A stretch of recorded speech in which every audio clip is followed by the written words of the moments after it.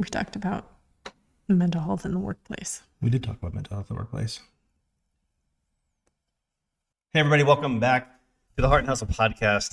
Today we're going to talk about, as she just spoiled it again, mental health in the workplace and kind of what that feels like. And a little bit about our Florida trip. Yeah, it was fun. It was fun. It was awesome. It was good. It was good. Crazy place. It's going to be a really cool episode. Stay tuned. Bye. Roll the intro. So the big question is this. How are leaders like you that recognize people and technology are the backbone of the company they're building continue to make progress when they have no clear idea on how to develop individuals and utilize technology in a way that helps them remain profitable? That is the question, and this podcast will give you the answers. This is Tom and Michaela, and welcome to the Heart and Hustle podcast. Hey everybody, this is Tom and Michaela, and thanks for joining us today on the Heart and Hustle podcast.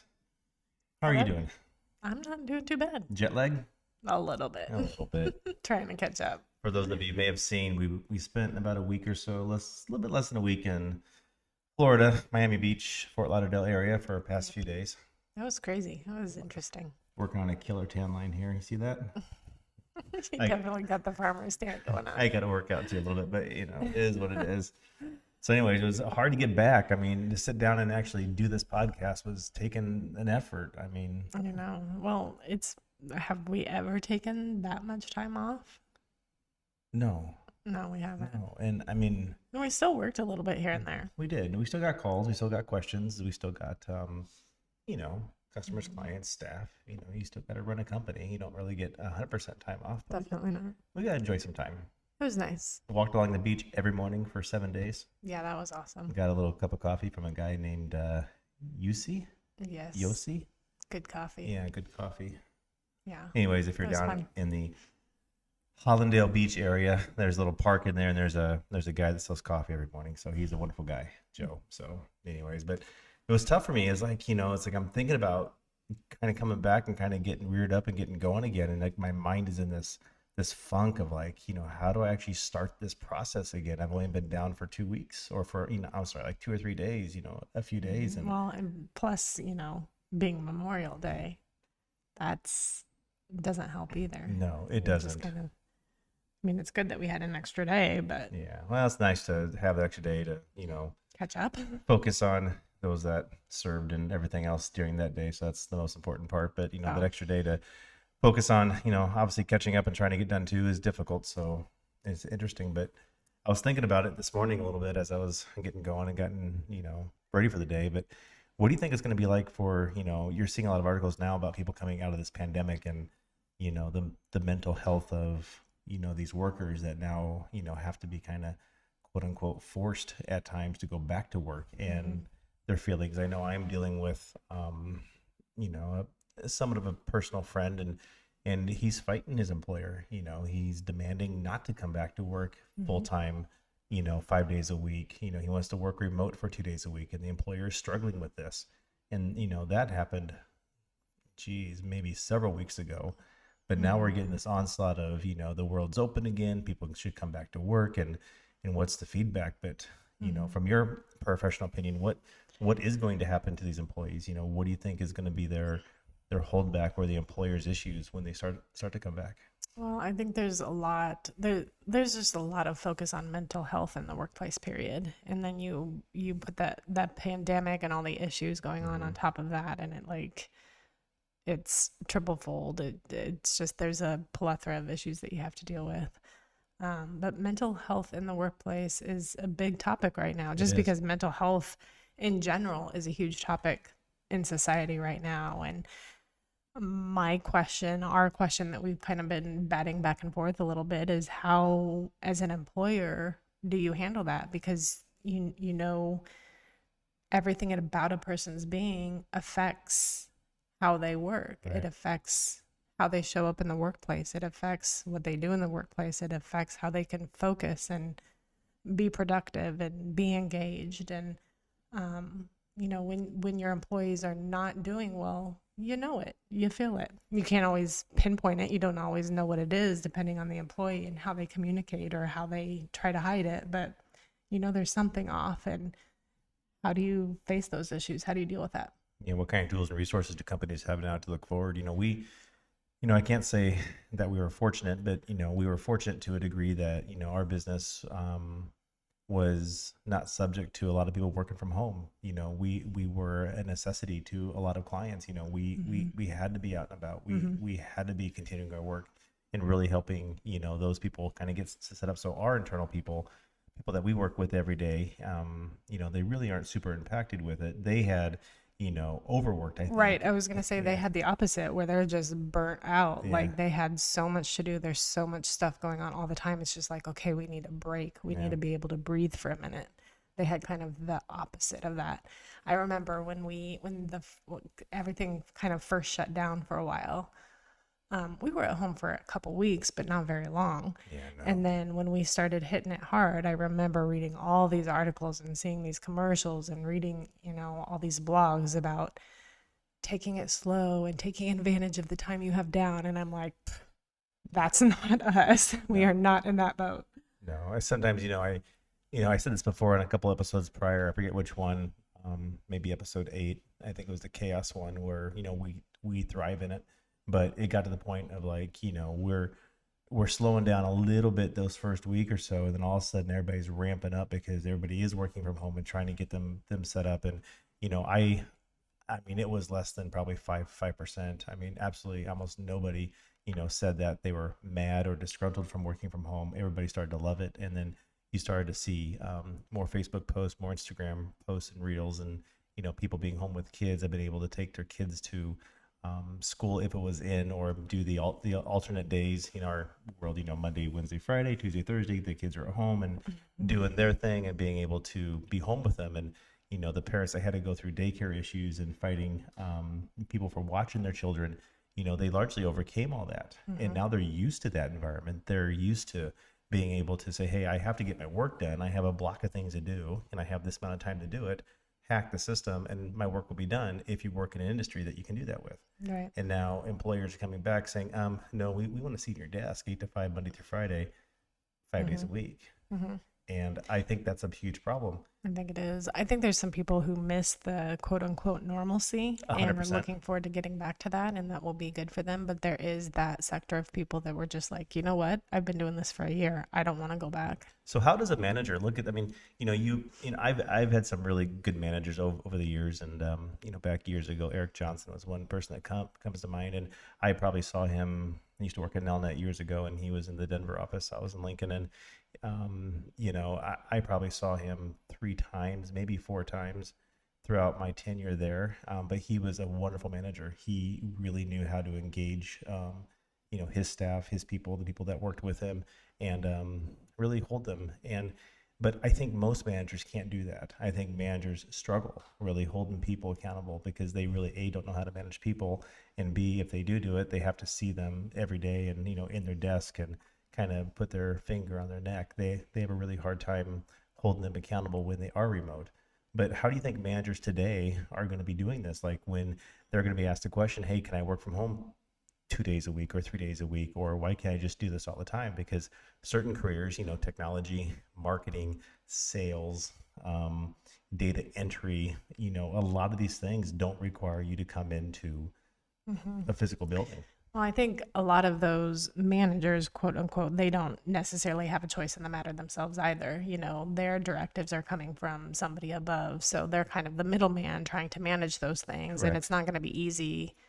It's not going to be easy for those managers. I think, depending on the personalities and the type of work and everything you have going on, there's so many different dynamics, and each manager has to look at each situation differently, and their personalities, their work habits, all of those things, but then be fair and even across the board too. And that's a really hard balance to strike. And it's not going to be easy for managers. Managing people isn't easy anyway. I mean, you have so many variables when it comes to managing, and you throw this on top of it, and it just makes things all the more hard. Yeah, I know people are struggling to hire people right now, and workforce, we've all heard the news where people just don't want to come back to work. They want to take advantage of unemployment benefits, and those are canceling, and people are just saying, hey, I really don't want to go back, and so on and so forth. And then now that they are coming back, you have a disgruntled workforce because they really don't want to be there anyways, but they Right. have to be there to make money. And then you're at the point where you may have disgruntled employees, ones that probably should not be around the company anymore, but you're afraid to let them go because of the fact that, hey, it's gonna be really hard to replace that person. And if you do let them go, now what? Because now you're just down one person, but yet they're still producing to a degree. Yeah. Yeah, and we have a couple clients in that same situation now, Yeah, well, and even, I mean, you and I were commenting on the fact this weekend that everywhere we look, people are hiring. yeah, People are trying to find somebody. We have clients all the time that are like, how do we hire people? We can't find anybody. We can't find anybody. And I don't know how many ads I saw this weekend that people were like, we're giving hiring bonuses, hiring bonuses for basic entry level positions. And it's yeah. just like, what have we come to? $2,000, $2,500 bonus for Yeah. hiring an electrician, or Not like food service workers. yeah, It's basic stuff. crazy. Yeah, it's interesting. So I don't know. I think it's going to be tough, and I think a lot of people need to take advantage of experts like you that can really show people how to really manage people and walk them through that process, and kind of look at it, because it's like anything else. It's like there's not going to be one book or one thing you can read or hear that's going to say, hey, this is the magic bullet, this is how I'm going to manage all these folks.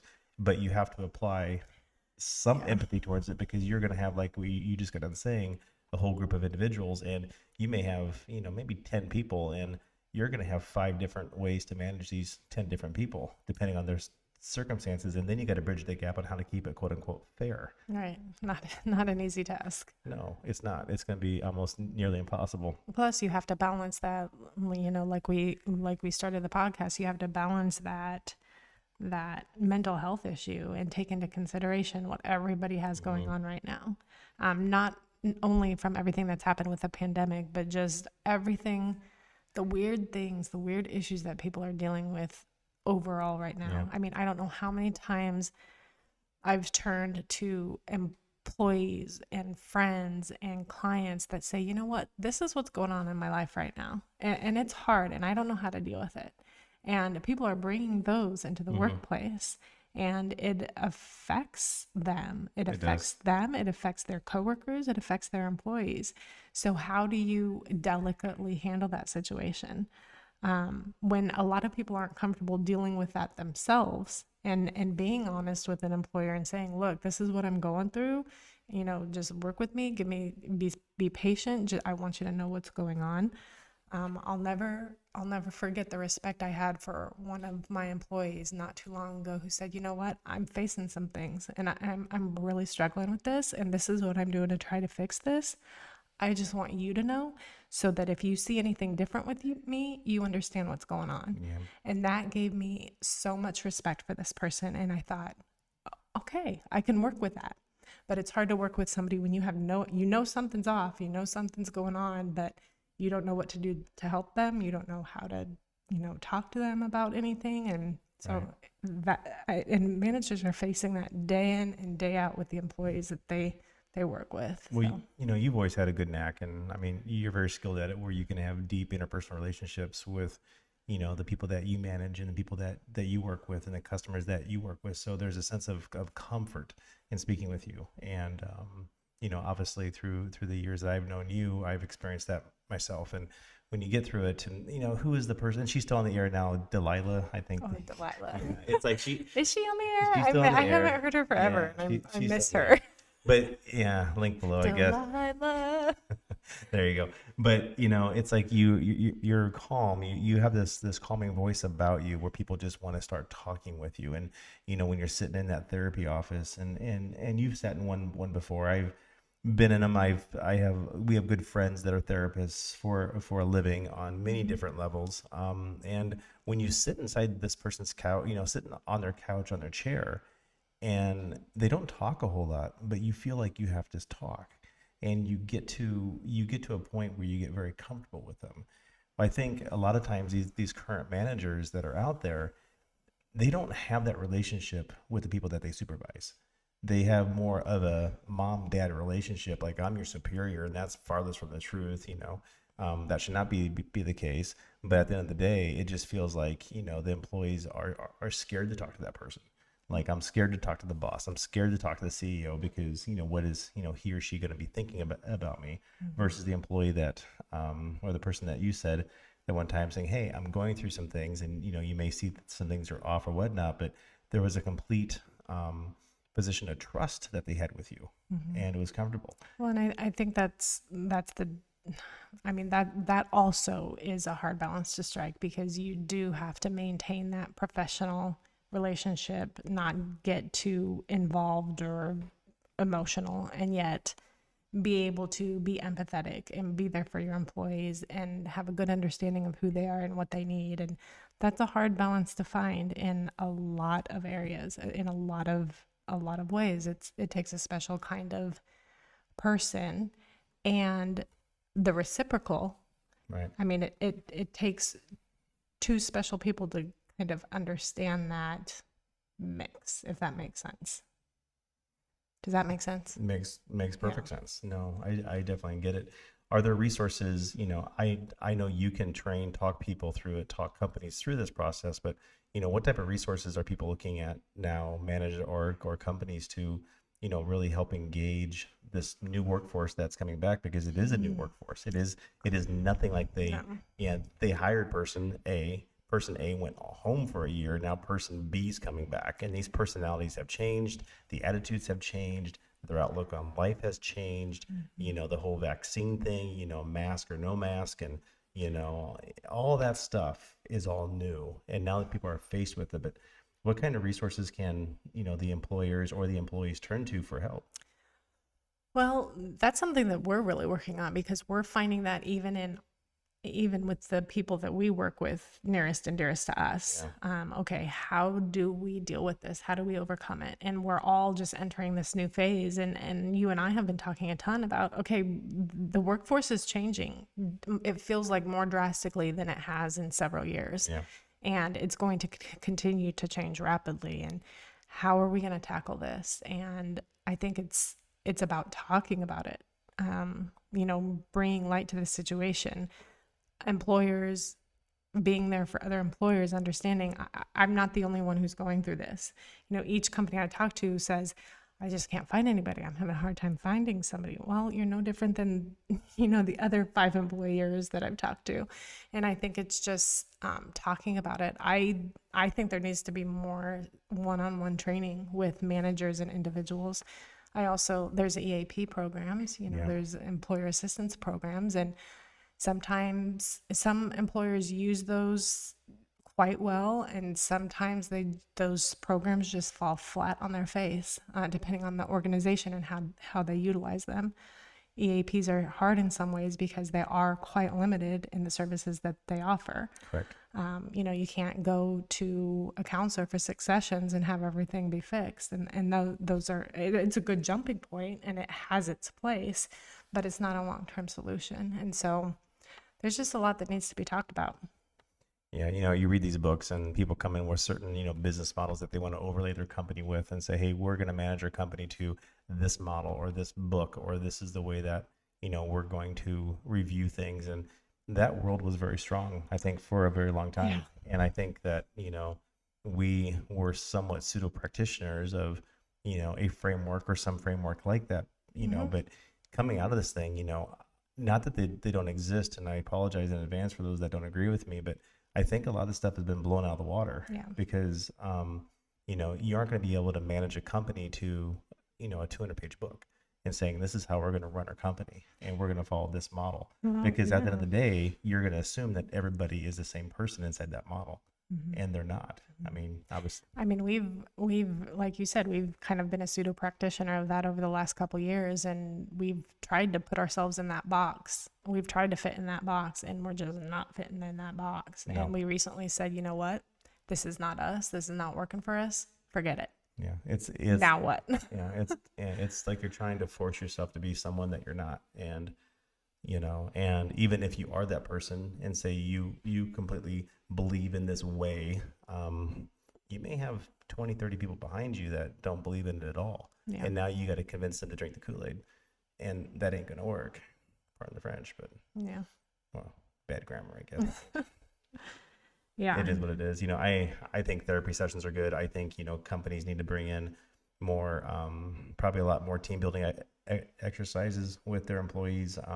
Things are bonding moments, not necessarily everybody run out and throw axes together and, barbecue. I mean, that's Done that. it's very important, but I think, you really need to bring in an expert to really help bond the team together, and not like a kumbaya fest and everybody singing songs, but Well, you really, definitely can't force it. no, Like it can't be fake, like you call it fake fun. yeah, forced fun. Forced fun, yeah. Yeah. Hey, let's bring in the balloons and the clowns and everybody pretend they're going to be happy and have a golfing tournament. I mean, that's just not going to work. I mean, I think there was a time and a place for that, but nowadays with everybody coming back into the offices, there's going to be a lot of people trying to foster and build those relationships again. But at the end of the day, businesses still have to run, and you really got to have the people there to be on top of that culture inside the company to really help them grow. But be aware that a lot of people are struggling through a lot of certain things. So I know weird you. times. What's up? Weird times. Weird times, There's just a absolutely. lot going on in a lot of people's lives that's just like, what is happening right now? Yeah, you do an amazing job with that. I mean, when you talk to clients and customers and people that you work with and trainings, I mean, you do such a good job expressing that. It's kind of getting them to, pick up on it, and for them to actually change their model. Because I've had companies where all the workers have been inside the offices through this pandemic, and some of the clients that we work with, and all the managers have been home. Like all the executives and the mid-level managers, they're gone, but the workers, they're still working every day. So it's like the reverse effect on there, where these workers have been managerless, if that's a word. They've not been supervised on a day-to-day basis. They've kind of done their own thing, and they're doing it, and all of a sudden the managers are coming back. And sometimes they haven't changed. Be a shift for everybody too. It's going to be a shift. That's definitely a big deal. Well, So, and I think the hard part is about what I do is that everybody looks to me and says, "Okay, this is the problem. What do I do? Fix it. Go." Delilah. It's like, well, I so wish it were that simple. I mean, So what you should do is say 3 or 4 sentences, and then just say, "I'm going to pick out this song for you." there you go. Crank up the volume a little bit. There you go. Maybe that'll help. Yeah. But I don't know. There's not a magic bullet out there that's going to fix the problem right away. And like I said, I have a lot of clients look to me and say, okay, this is the issue. How do I fix it? Go. Yeah. And it's a process. I mean, it's a process, for me to get to know their culture and know who they are, know what their goals are, know what they want, but also know the individual pieces and how everything and everybody put together. And Right. interpersonal relationships you can't wave a magic wand and have No. everything be okay overnight. It takes time, and it takes effort, and it takes not just the leaders. It's not just the leader's responsibility. No, it's not. Unfortunately, it often falls on the leader to make that happen. But it's a matter of, okay, how do we trickle this down so that everybody's on the same page and everybody can move forward together and everybody can learn to live and work and play cohesively, I guess. It's a big deal. Yeah, it's hard. Yeah, I think the EAP providers, I think mental health counselors, I think behavioral therapists, I think human resources leaders, I think CEOs, I think they all have a job ahead of them over the next several years It's a to big job. really, really do this. And they need to bond together and figure out how we're going to do this and pull through, because if they're not careful, they're not going to have a workforce left when they're done, because Good job. so many people are hiring, and there's people that say, hey, why should I do this anymore? I'll jump over here, make a couple bucks more over something I don't love to do, and find out several months later they're not happy, but yet they don't care because they're not going to put up with the stuff anymore. And who's taking care of the leaders? Like, the leaders in these organizations are not exempt from these, and they're No. the ones trying to run the company. They're the ones trying to keep everybody together and on track and moving forward, and they're facing their own struggles and their own stresses. Who takes care of them? Yeah. How do they find the support that they need? I think this would be an awesome Clubhouse group. Like if we hop on Clubhouse and just create that channel and start talking through it and see what happens. I think it'd be fun. It could be interesting. You're on Clubhouse, right? No, you're not. I'm not. I You am. are. I am. It's a fun app. Is it? It's scary.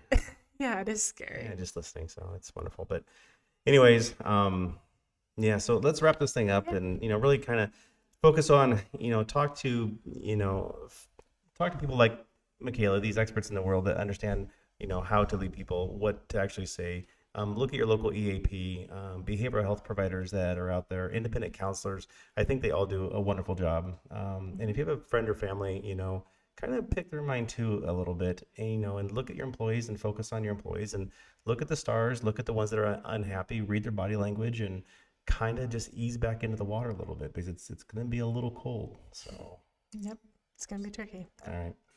Thanks everybody for joining. Episode 11's in the wraps.